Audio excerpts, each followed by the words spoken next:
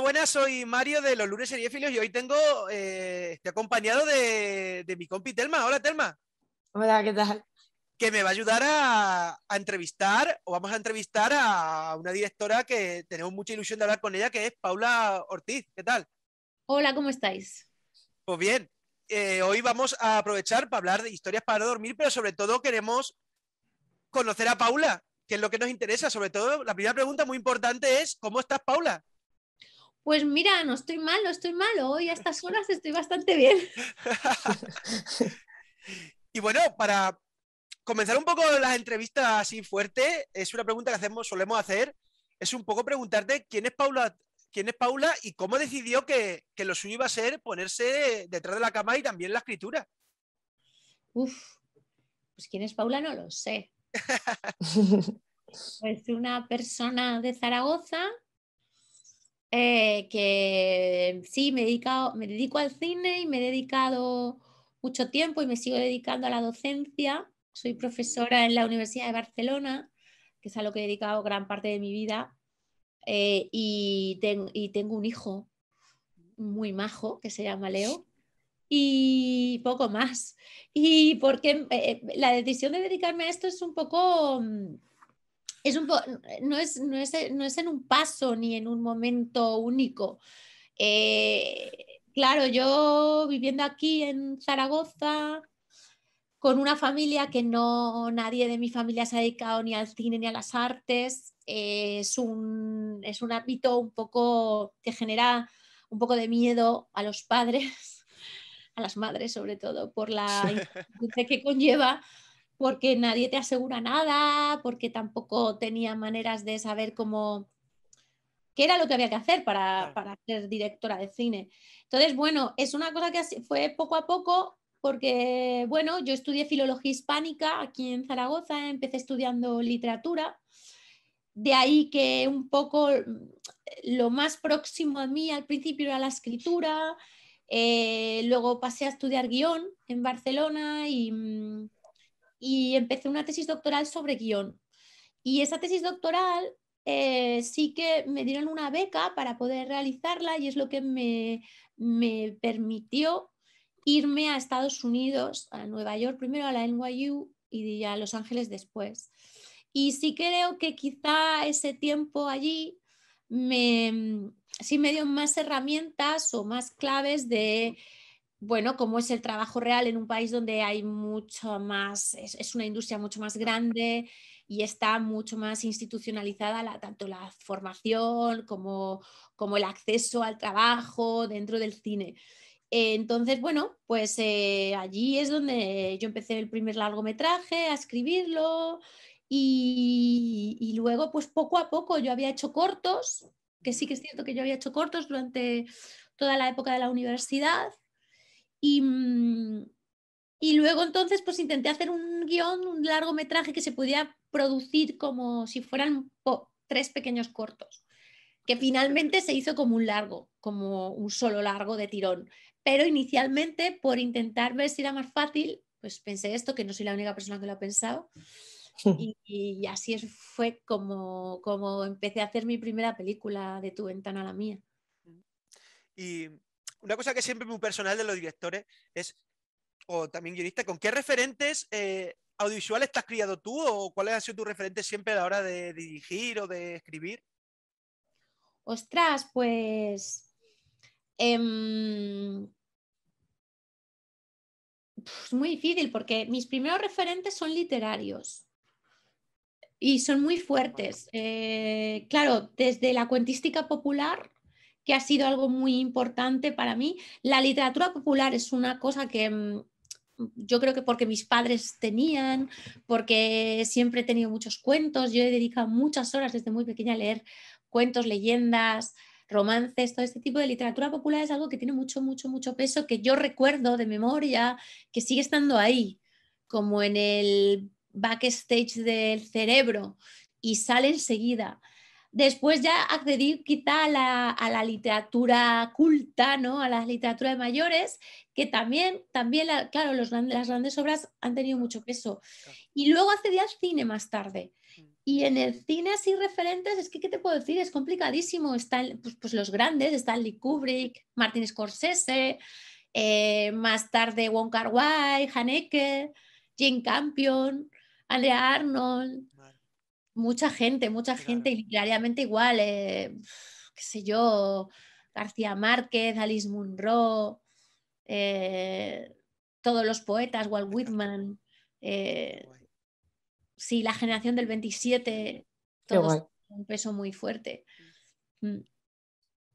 Mencionabas antes que habías tenido estudios en Nueva York y Los Ángeles, que se dice pronto, pero impresiona bastante. Entonces quería saber qué es lo que más te ha aportado a ti profesionalmente esa etapa en el extranjero. Uf, para mí fue muy, muy, muy, muy importante. Yo creo que yo no haría cine si no hubiera ido allí.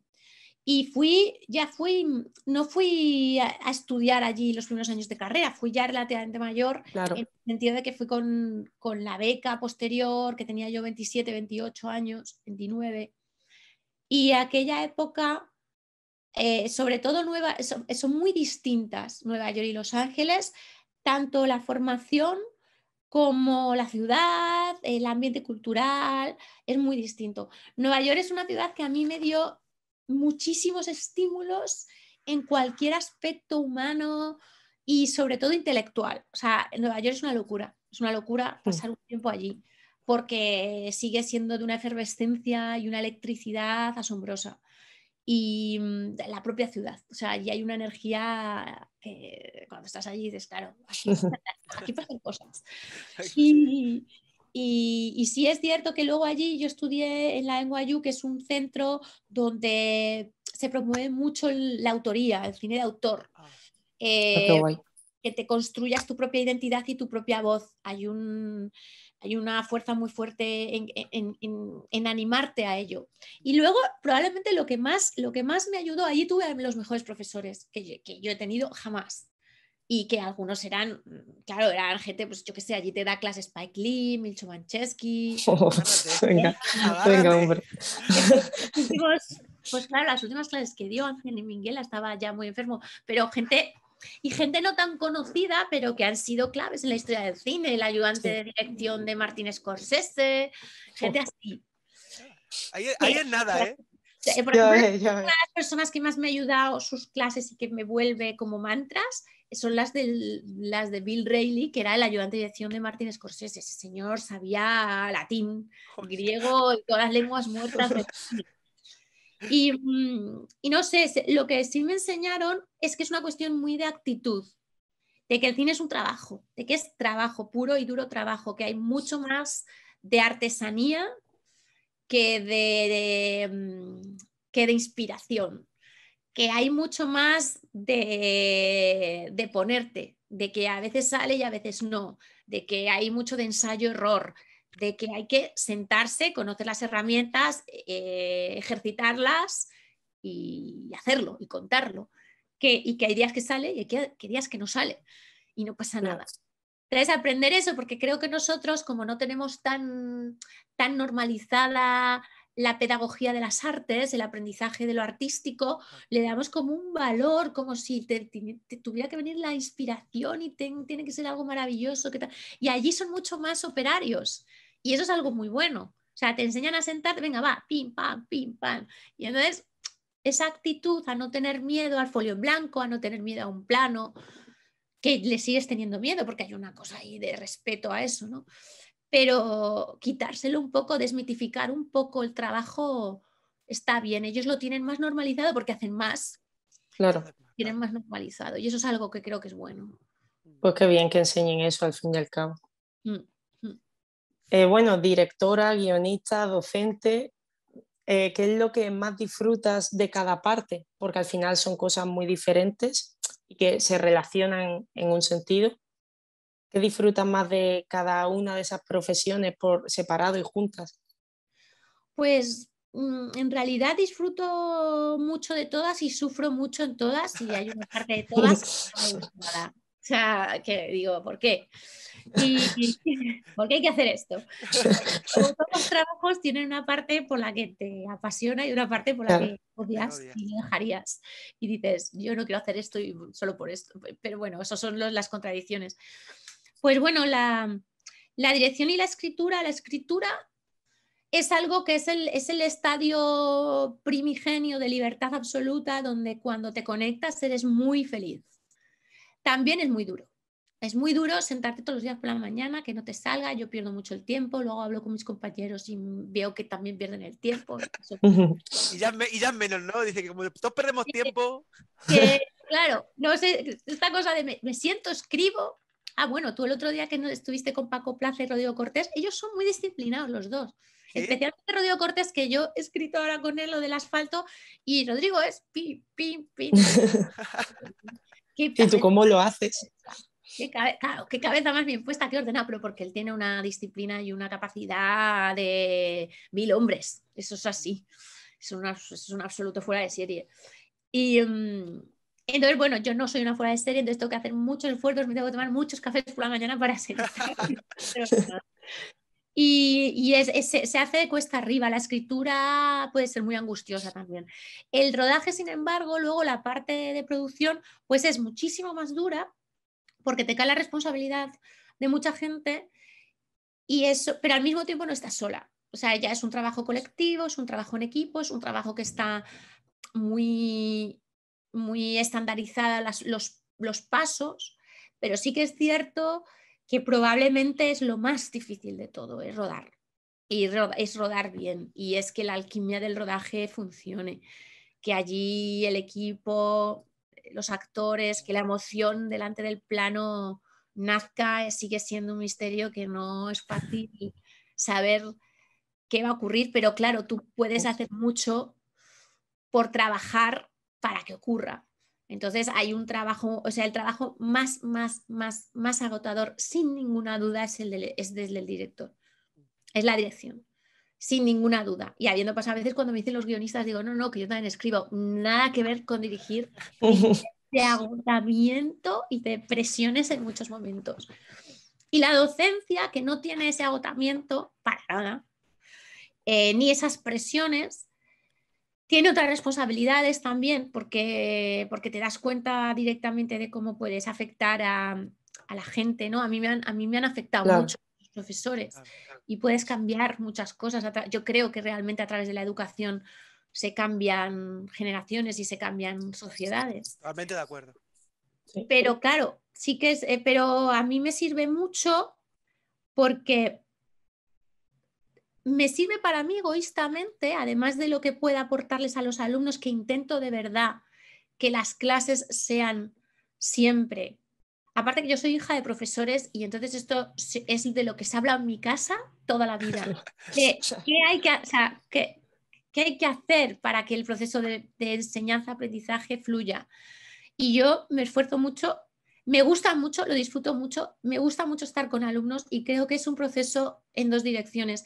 Yo intento darles mucho, pero ellos me dan mucho a mí también, porque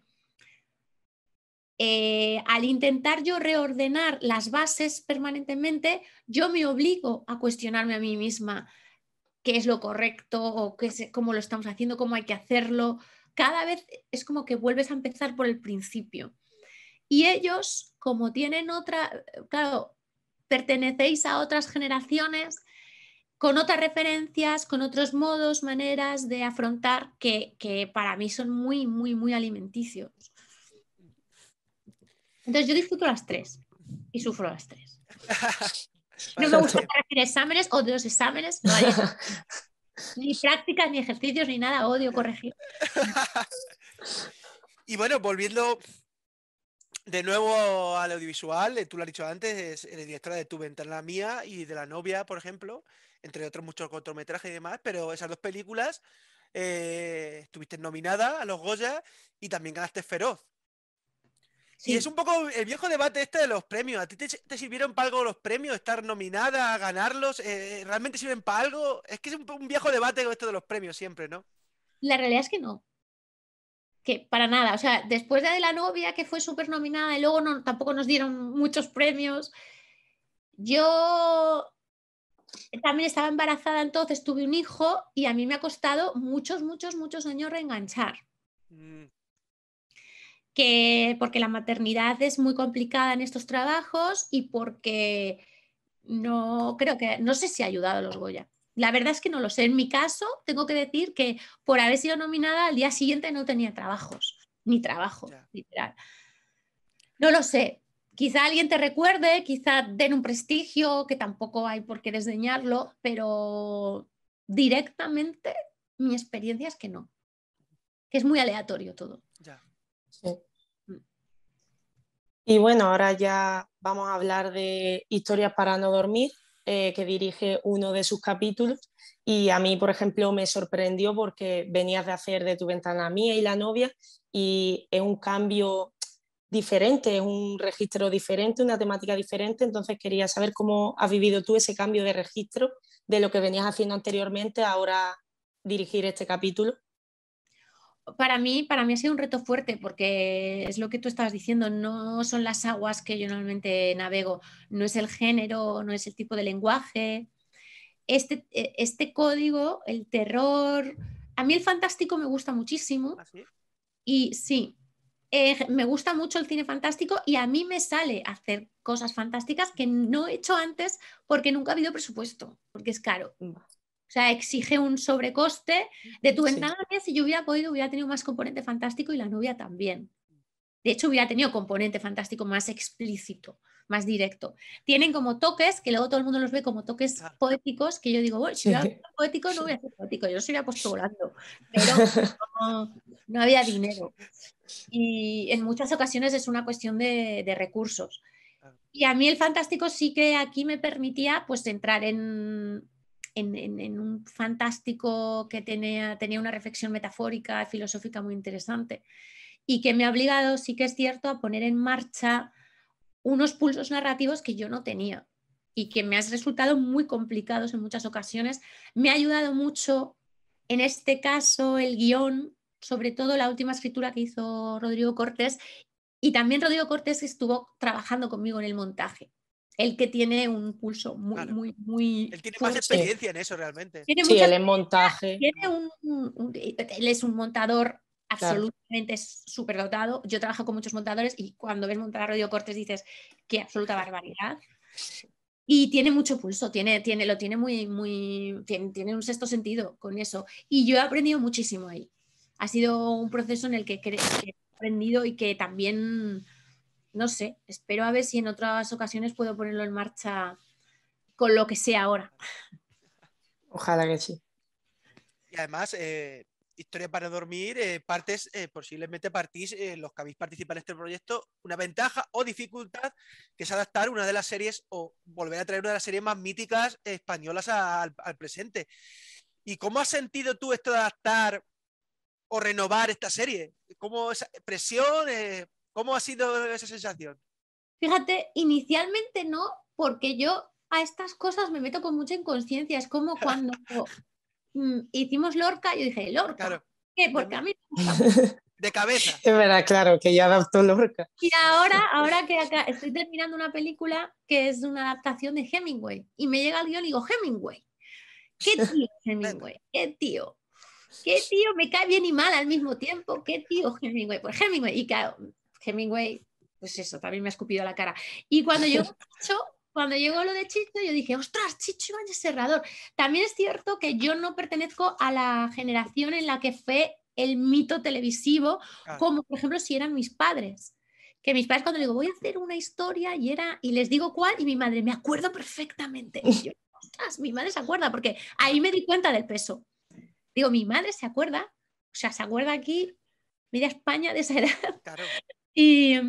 Y ahí sí me di cuenta que había un extra peso, pero en el que yo me metí inconscientemente. Lo hemos hablado bastante entre nosotros, los 4 directores, de cómo sí conocimos a Chicho como ya adultos, el valor de la cinematografía de Chicho y de de todo su impulso pionero en la televisión en España, porque todos hemos visto el 1, 2, 3, etcétera, pero claro, yo no era consciente al principio, me pareció una serie prodigiosa cuando la vi ahora para hacer esto, por los años en los que se hizo, por cómo se hizo, y poco a poco he sido más consciente del peso cultural, de la responsabilidad cultural. Claro, porque es que es cierto, hablas de tus padres, porque es cierto que esas historias antes calaban más en las personas porque era la única televisión que había, el único canal. Claro.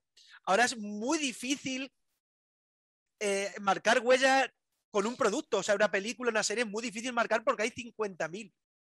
Claro, ahora es muy difícil en el mundo digital de las plataformas, es complicadísimo, que hay de pronto hitos, ha habido hitos, pero claro, pero hace unos años, al principio de las plataformas, a día de hoy el caudal es tan gigantesco que es muy difícil que para toda una generación haya un solo universo que compartan. Sí. De la misma manera, como ocurría cuando, bueno, pues cuando el cine en pantalla grande y los estrenos tenían su peso o había solo un canal o dos de televisión. Era muy distinto, claro. Por ejemplo, yo creo que ese hito que tú estás hablando, creo que fue Juego de Tronos. Exacto, yo estaba pensando en Juego de Tronos. Y yo creo que ya después de esa va a ser complicado, ¿eh? Porque al final, por ejemplo, hablando de una serie actual, el Juego del Calamar, ha sido un éxito, pero son éxitos, yo creo que son volátiles, ¿eh? De aquí a 2 meses nos hemos olvidado del mundo del Juego del Calamar. Yo la he visto, por ejemplo, y Juego de Tronos creo que la vimos todos. O muy poca gente. Sí. Juego de Tronos, y no sabía de quién estabas hablando cuando ya empezamos todos a llamarnos por los nombres de los personajes. Pero el Juego del Calamar, por ejemplo, que la quiero ver, pero no la he visto todavía. No la vivo como tengo que verla. Claro. Sí, es más verlo por curiosidad, porque la gente habla y dices, a ver. Y bueno, los otros capítulos de Historias para no dormir están liderados también por grandes directores como son Sorogoyen, Rodrigo Cortés y Paco Plaza, pero yo también quería destacar con orgullo tu participación, que eres la única mujer directora y a mí eso me encanta y también creo que es un ejemplo para futuras directoras y guionistas. Y me gustaría que hablases también un poco sobre ese proceso de cómo te llega a ti el proyecto, qué es lo primero que piensas, si sabías quiénes se iban a encargar de los otros capítulos. Pues bueno, te lo agradezco un montón. Sí que me llegó sabiendo que quiénes eran mis compañeros y era un gran aliciente. He de decir que los cuatro somos amigos y hablamos y nos conocíamos, pero yo creo que a mí me propuso Paco, fue Paco Plaza el que les dijo a los de la productora, pues yo creo que, creo. Qué guay. Pero bueno, es verdad que especialmente Paco Plaza y Rodrigo Cortés son amigos leales desde hace muchísimos años. Sorogoyen también, pero nos hemos conocido más tarde. Sí. Y con Paco y Rodrigo hace muchos años que nos conocemos. Y bueno, eso era un aliciente muy fuerte. Y me llegó, la manera es que nos llamaron y nos ofrecieron todas las historias para no dormir para que eligiéramos, para la que quisiéramos. Y fue muy curioso porque enseguida cada uno cogimos la nuestra sin colisionar, porque claro, somos tan distintos, nos gustan cosas tan distintas. Y sí que es cierto que cuando yo cogí el asfalto, Paco Plaza y Rodrigo Cortés me dijeron los dos, no, ni se te ocurra, el asfalto no, es el mítico, es el que todo el mundo se acuerda. Yo, pues yo no me acuerdo. Y yo te digo que conozco mucha gente que no se acuerda.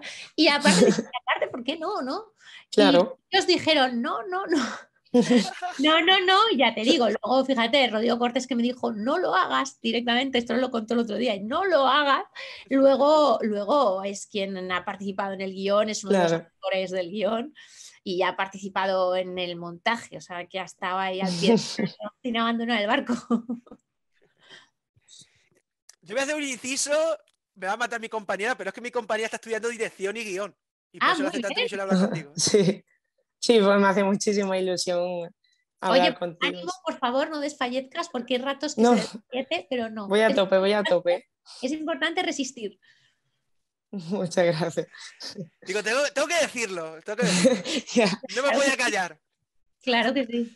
Y bueno, para volver a retomar la entrevista, tú diriges el capítulo El asfalto, un capítulo escrito por Rodrigo Cortés y tú. Y por Borja Boix también. ¿Y qué impronta o firma o estilo dejas como directora de este capítulo? No lo sé, eso lo tienen que decir los demás. Yo hago lo que puedo, o sea, yo hago lo que sé. Tú cuando te afrontas a una historia te metes desde tus propias herramientas, tu sensibilidad, tu manera de ver el mundo, de trabajar, de ir manejando las cosas, que tiene sus partes buenas, sus partes malas, sus errores, tu propio gusto personal, tu propia concepción de las formas, de la estética, de los universos, de los personajes, de las emociones. Todo ese compendio es lo que deja, pero que para mí es muy difícil autodiagnosticarme, por así decirlo, tendrán que decir los demás. Yo sí que he de decir que quizá lo que me atrajo de la historia original, por lo que no me importaba si era muy famosa o poco famosa, era icónica o no era icónica, es que tiene una naturaleza de un terror como sistémico, un terror cósmico, un terror existencial, ¿no? Muy metafórico. Y a mí ese tipo de relatos me llaman A mí mucho. igual. Entonces, eso sí que quizá es algo que me gusta y me gusta hacer y me gustaría seguir haciendo. Pero más allá de eso ya lo tendréis que decir los demás. Vale. Y ya a nivel personal, ya hablando del relato en sí, de lo que se cuenta en el episodio, ¿qué extraes de todo lo que ocurre tú a nivel personal en el asfalto? Claro, el asfalto es una historia para mí fascinante Claro. porque está funcionando muchísimos niveles. O sea, es un dispositivo tan simple, tan extraordinario y tan fuerte que es difícil de tirar. Es decir, una persona se levanta por la mañana y se queda pegada al asfalto y se lo empieza a tragar la ciudad, se lo empieza a comer. No hay explicación, no hay lógica, no hay, no hay nada. Es algo que obviamente te puede llevar desde a la experiencia física y emocional muy personal y muy única de ese personaje que le está pasando eso en un sitio con unas condiciones, una coyuntura propia, en un sitio donde le está pasando eso y va desde el dolor físico y la angustia física a lecturas como de naturaleza que a mí me parecen muy esencial, como es la muerte, ¿no? No el hecho de que la naturaleza o la muerte, sin más, llega sin avisar, llega sin lógica, llega sin aviso y llega implacable, como esa ciudad y como quedarte pegado y desaparecer ese mismo día. No sé, me parece que tiene un montón de cosas ahí dentro. Pues sí, la verdad es que es muy interesante. Y también quería mencionar uno de los temas principales del capítulo, como son las redes sociales. Y quería saber hasta qué punto hay una crítica, una enseñanza y qué sentimiento buscáis despertar en el espectador cuando vean este episodio. Mira, inicialmente lo que pensamos cuando estábamos un poco desarrollando la versión nueva de la historia era qué le ocurriría o cómo solucionaría su problema una persona de hoy. Sin más, o sea, antes de empezar a desplegar qué queremos decir con eso, sino qué realmente qué le pasaría eh, con toda la verosimilitud posible. Y la realidad es que lo primero que haríamos es echar mano del móvil y llamar a alguien, mandar un mensaje, mandar una foto, mira lo que me pasa. Pero más allá de eso, vivimos una sociedad tan loca que probablemente incluso lo primero que harías es llamar a tu mujer como hace el personaje, pero lo segundo es subirlo a Twitter Sí, o sí, a sí. Instagram. Sí, es que totalmente. Y Yo en vi ese lo del hilo momento de lo sabe el Twitter. mundo, ya lo sabe todo el mundo, pero nadie, pero tampoco nadie puede hacer nada, ni hace nada, ni deja de hacer, ¿no? Claro. Hay un estudio de hace muchos años, ya de hace unos años, donde hablaban de que tantísima discusión política en Twitter se traduce en prácticamente nada en Ya. la realidad. O sea, en cambios políticos reales, ¿no? Que no afecta realmente tanto.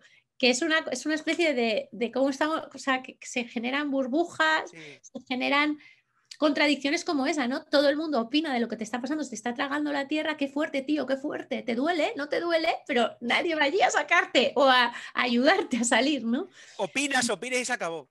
Exacto, Sí. exacto. Y retomando un momento una cosa que mencionabas antes del tema de las generaciones, que tu madre lo recordaba, pero tú, por ejemplo, no recordabas este capítulo. ¿Crees que esta serie, este nuevo remake, puede llegar a generaciones que no vieron la serie y enganchar de igual forma a aquellos que sí? No lo sé, vamos a verlo. La verdad es que es muy difícil porque como estabais diciendo ahora mismo, hay tal cantidad de oferta, de ficción, de todo tipo, que es muy difícil saber el calado que va a tener. Yo creo que el mismo que tuvo es imposible, por lo que hablábamos.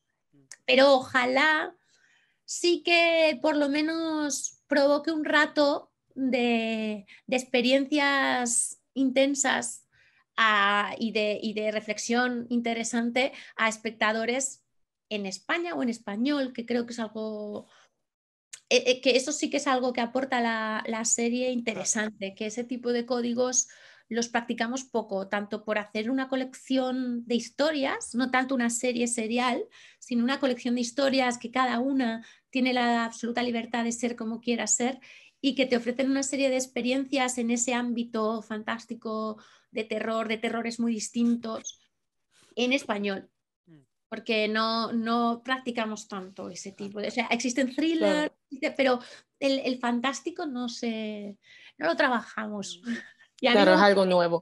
Necesitamos buenas cosas fantásticas, eso es verdad, tienes razón, ¿eh? Sí. Pues a ver si nos escuchen. Arriesgar. Y bueno, yo nos suponemos que has visto los 4 episodios, o eso creo. Y Sí, me sí. gustaría un poco que te mojaras y a ver qué capítulo te llega a ti más, de los que has visto, cuáles Ay, son tus tengo mucho favoritos. a mis amigos y además les valoro mucho cada uno en su saber hacer. O sea, es que creo que son 3 directores que tienen un mundo muy distinto, tienen una sensibilidad absolutamente distinta y son directores los 3 muy superdotados. O sea, yo me he sentido muy orgullosa de que me dejaran entrar ahí a participar con ellos porque de verdad creo que son grandes contadores de historias en el cine, que es algo muy difícil. O sea, mantener tantos equilibrios a la vez es muy difícil. Y ellos son 3 directores que los mantienen y que además tienen la impronta propia, ¿no? O sea, tienen realmente unos mundos muy particulares, cada uno de ellos, que reconoces enseguida. Yo creo que si no pusiera los nombres de los directores en los 4 capítulos, todos sabríamos quién es de quién, pero en el minuto 1. No es que tuvieras que verlos para ver, es que en el minuto 1 dices, esto es de Paco Plaza. Sí. O sea, lo sabrías. Y creo que, bueno, eso es un valor enorme en estos tiempos, además donde hay muchas series tan estandarizadas, Ya ves. donde todo es tan igual, que ellos tengan una impronta tan única, me parece muy, no sé, muy interesante. Son personas, os digo, con una sensibilidad muy única y muy extraordinaria, los 3, cada uno de una manera, a su manera. Y que se traduce con cómo son ellos. Claro. Que eso creo que también es importante. Son muy honestas las 3 historias. Lo son sus películas y son honestas las 3 historias. Son como son ellos. Y eso Pues para eso sí que es una virtud, chaval. Es una virtud por lo que tú estás diciendo, porque es muy difícil destacar en un mundo que parece que todo el mundo va a hacer Claro. cosas estandarizadas. La identidad de autor, ver algo y decir, esto es de Sorgoyen, o esto es de Paula, Claro. o esto es de tal, eso es muy difícil y cuando pasa. Y a mí me parece que los 3 capítulos, o sea, bueno, el de Paco Plaza es que es puro Paco. O sea, es Total. puro Paco placismo. O sea, es como Sí, yo sí, lo sí. veía y decía. Y además, Paco cada vez rueda mejor. Yo digo esto, además ese terror canónico con cierta sorna, cierto costumbrismo. En el caso de Cortés, bueno, claro, es que está esa manera que tiene Rodrigo Cortés, que es como alucinante. Yo admiro mucho, probablemente porque soy opuesta, del manejo de los mecanismos de relojería a la perfección. O sea, Rodrigo Cortés rueda como un titán y rueda de una manera absolutamente medida, sabe perfectamente. Entonces, claro, esas tensiones que él maneja en sus películas, en Luces Rojas, en Buried, está aquí también. Y dices, aparte de un sentido muy fino de la ironía, de los personajes, de las emociones, hay algo ahí, hay una punzada que es muy suya también. Y en el caso de Sorogoyen igual. O sea, Sorogoyen, que tiene algunos virtuosismos en cuanto a algunos abismos que él sabe manejar y algunos frenesís que también sabe manejar, y están también ahí. Entonces dices, ostras, es que los 3 están ellos y está su saber hacer. Y me parece que esto es algo muy bueno. No, bueno e importante, yo creo, también. Sí, Pues sí, sí. innecesario ahora. Eso. actualmente.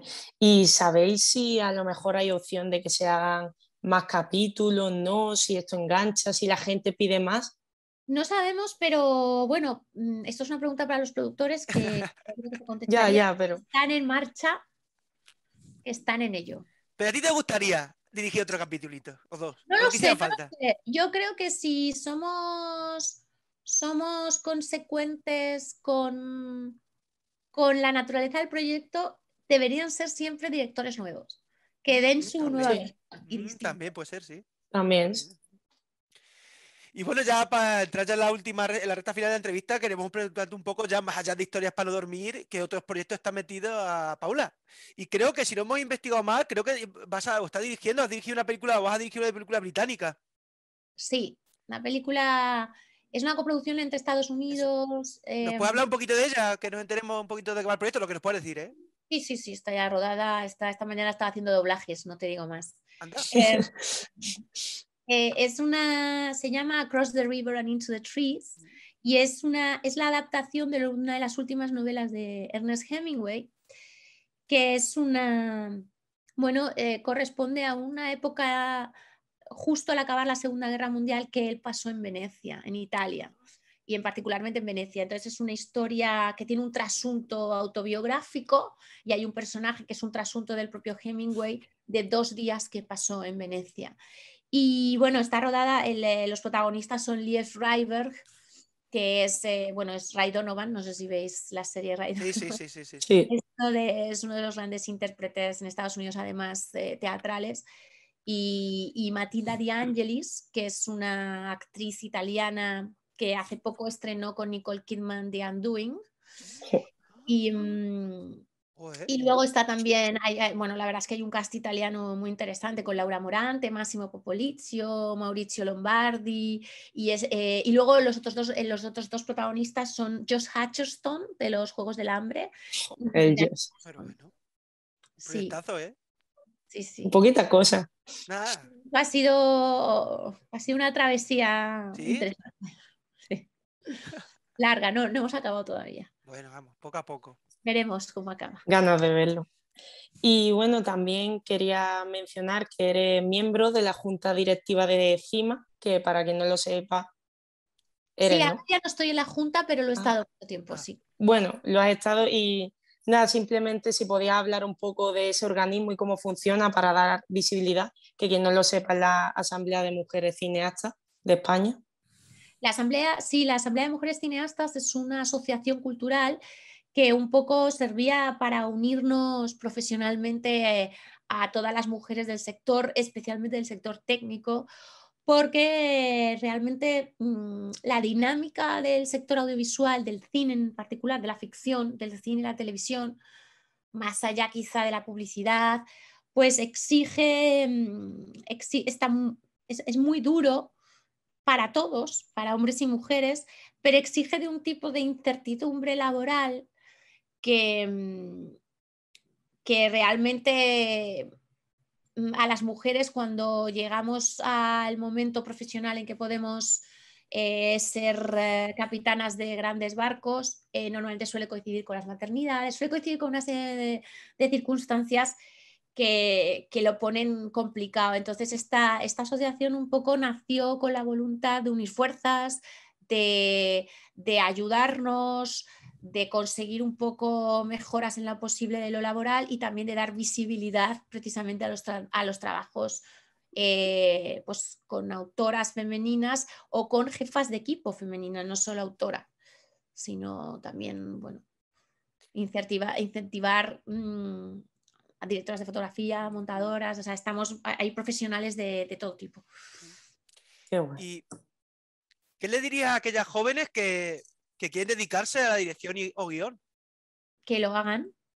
Es duro, que hay trabajos más cómodos, menos cansados y agotadores, pero que también es cierto que cada película, cada proyecto, salga o salga como salga, los viajes son apasionantes. Y es una cuestión que te tiene que mover la pasión, eso está claro, porque si te mueve cualquier otro interés, es mejor que no lo hagas, es mejor dedicarte a otra cosa, porque sí es un trabajo que acarrea muchísimas renuncias, muchísimas personales, pero como diría mi abuela, sarna con gusto no pica. Ay, también le decía a mi abuela igual eso, ¿eh? Así que animo mucho a tanto alumnos como alumnas, pero especialmente a las alumnas que en algún momento lo van a tener más difícil, precisamente por estas coyunturas que nadie puede cambiar, porque en algún momento tienes que elegir la maternidad y ese tipo de cuestiones, pero aún así se puede hacer, merece la pena hacerlo y yo os animo a que lo hagáis. Bueno, pues ya sabes, Y apunta. bueno, sí. Y ya para ir terminando, aparte de los proyectos que hemos hablado, ¿hay algo más que tengas, algo que estés haciendo que nos puedas contar o de momento Bueno, es que nada? con cosas que como no están, cuando las cosas no están todavía confirmadas, da un poco de cosa, porque ya me pasa más veces de voy a Sí, hacer sí. esta, No, por si acaso. y luego Pero no sé, que algo hay, ¿no? Algo hay, de movimiento, hay cosas por ahí. hay cositas. Pues deseamos que te salga todo lo que puedas, ¿eh? Sí, sí, Ojalá. sí. Ojalá. Y Ojalá bueno, os lo- y la última pregunta para terminar esta maravillosa entrevista es que nos recomiendes, como directora, que nos recomiendes buen cine o una serie o literatura, lo que tú quieras. Así, para quien vea la entrevista, termine con una buena o recomendación. puedo recomendar cualquier tipo de cine. Yo, ¿Qué mira, cosa? Lo que quieras. Lo que tú quieras. para quien no haya visto en estos últimos tiempos, el año pasado, los 2 últimos años, em, una película que a mí me parece que cambió bueno, que cambió muchas cosas, o para mí me las cambió en la concepción de un tipo de cine, que fue Retrato a una mujer en llamas de Celine Sciamma, que ahora mismo trae una nueva película que no he podido ver todavía. Y creo que es una película que merece la pena verse. Tiene una dirección absolutamente inteligente y exquisita, de una manera muy elegante y muy discreta.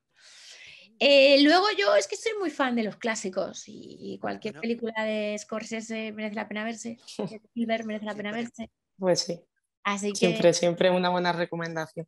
sí.